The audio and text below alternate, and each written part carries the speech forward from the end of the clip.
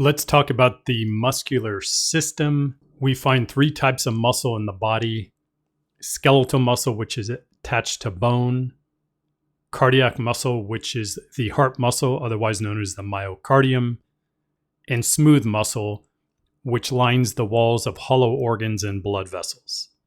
The remainder of this lecture is going to be focused upon skeletal muscle. We'll talk about the myocardium when we get to the cardiovascular system, as well as smooth muscle when we get to specific organs. Characteristic of all muscles, including skeletal muscle, is that they are excitable. That is to say, they are capable of undergoing a change in voltage or a depolarization and repolarization event.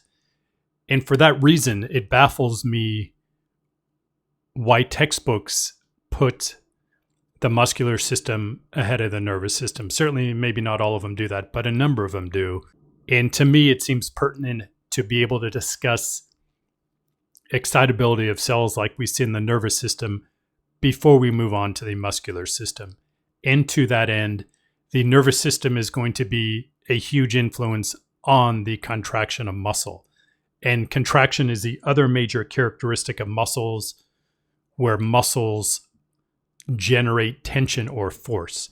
Oftentimes the muscle is shortening, but not always. Function of muscle includes movement. So that certainly could be flexing your bicep, moving your forearm, closing the angle of your elbow joint. It could be walking, running, but it also involves things like breathing, moving air in and out of the lungs, which is dependent upon a number of muscles. The main muscle of respiration is the diaphragm, which is an extremely large, broad muscle that separates the thoracic cavity from the abdominal cavity. And it's not oftentimes thought of as skeletal muscle, but it truly is, because it's bound to bone. As we suggested, the myocardium is responsible as the main pump of the cardiovascular system. That is to say, it generates pressure gradients, allowing blood to flow or to move from point A to point B. Muscle also provides structural integrity to our skeletal system. Without muscles, the bones would not be able to maintain their support they need and the movement they need. Heat production is a huge role of skeletal muscle. As we produce ATP, ATP is required. ATP is a molecule that is utilized for energy in the body and for muscle contraction. As our body produces ATP, we also produce heat as a byproduct. Skeletal muscle also plays a part in glycemic control, ensuring our blood glucose levels don't get too high. Glucose is a major component in the production of ATP. Glucose, along with oxygen, helps us produce the ATP required for muscle contraction. So let's take a closer look at muscle. So we can break muscle down into components that go from largest to smallest. And what we see right here is a muscle attached to a bone. The outermost tissue surrounding the muscle, which is connective tissue, that is to say, the connective tissue surrounding each individual muscle is known as the epimysium. Each muscle is separated into segments that we see here known as fascicles. And around each fascicle, which we see in green, is another layer of connective tissue known as the perimysium. Each fascicle is a collection of muscle cells, otherwise known as muscle fibers. We refer to muscle cells as muscle fibers when we're talking about skeletal muscle, because muscle cells and skeletal muscle are extremely elongated, and they look like fibers. So a muscle fascicle is a collection of muscle fibers. So what we see here are a bunch of muscle fibers within this fascicle. This whole structure right here is a muscle fiber. Muscle fibers are composed of a litany of structures known as myofibrils. And within the myofibrils, we have the contractile filaments, otherwise known as myofilaments. We have a thick filament and a thin filament. The thick filament is composed of the myosin molecules.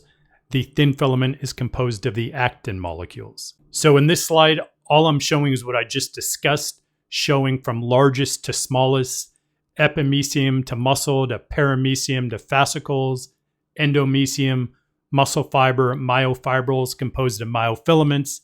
And once again, those myofilaments are the thick and thin filaments, myosin molecules, and actin molecules, respectively. And this slide right here is just showing the thick and thin filaments. In green, these are the thin filaments, and in purple, this is the thick filament. And we'll talk about this in detail, but the thin filaments are composed of actin molecules, and the thick filament is composed of myosin molecules.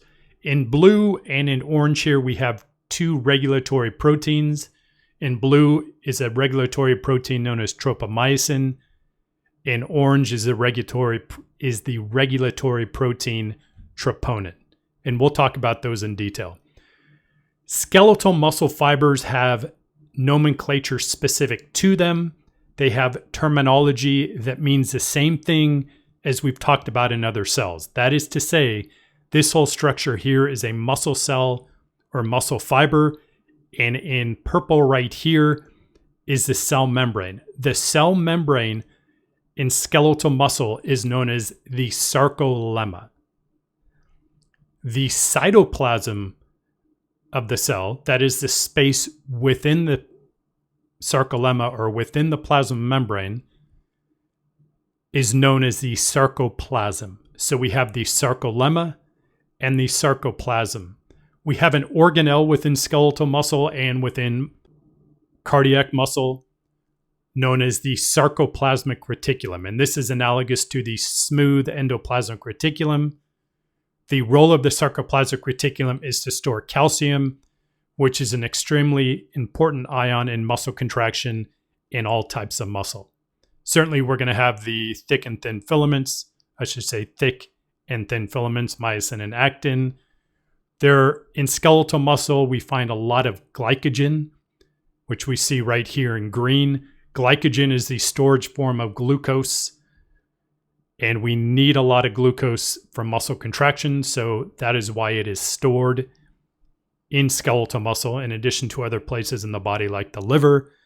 And in skeletal muscle, we also find a protein known as myoglobin, which is an oxygen-binding protein. So we'll talk more about skeletal muscle as we move forward.